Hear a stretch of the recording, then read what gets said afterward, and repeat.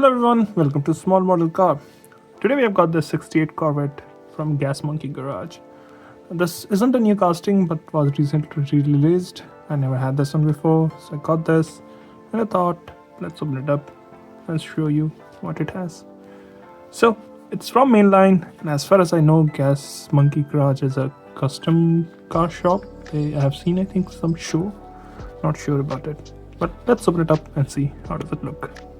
So here is the 68 Corvette out of its box. Now I'm going to start from the front. So in the front, normally you will see it's just like the typical Corvette. You have the flip-up headlamps, and you've got the bumper which is finished in chrome. Actually the whole lower part is finished in chrome. I don't think the actual car does that. Paint job, this green and black is a custom paint job as it looked like. And you can't miss this.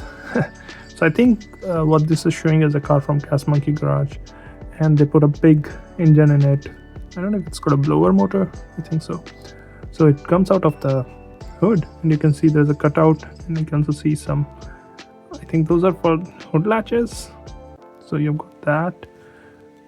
Doesn't have any mirrors. I think it's based on an older casting, so Hotwheels didn't used to do mirrors back then. Also doesn't have windshield wipers. Now, coming on the driver's side, we have seen these wheels on so many different cars, and they look alright here, given it's a 68 car. Something different that you don't see on normal Corvette is obviously the engine you can see from the side. Also the exhaust. Normally, I think the older ones have exhaust in the back, or maybe some of them have from the side. This one is coming from the front fender, which is very different. A very short exhaust.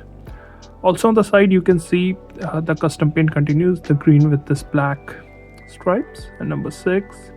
You can see the interior, which is again finished in chrome, which I highly doubt actual car has. Hotwheels did it.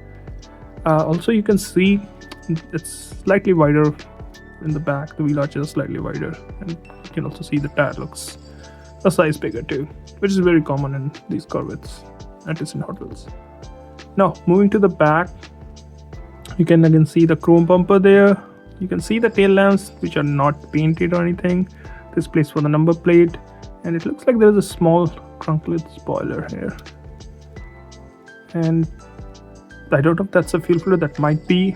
And there are some vents here, I don't know why. The roof also looks a little bit different. Corvettes have engine in the front. Don't know why. On the passenger side, looks almost identical. Can't see any major differences. This is how it looks from the bottom, and as you can see, it's a 2016 metal product actually, so it's been re-released this year.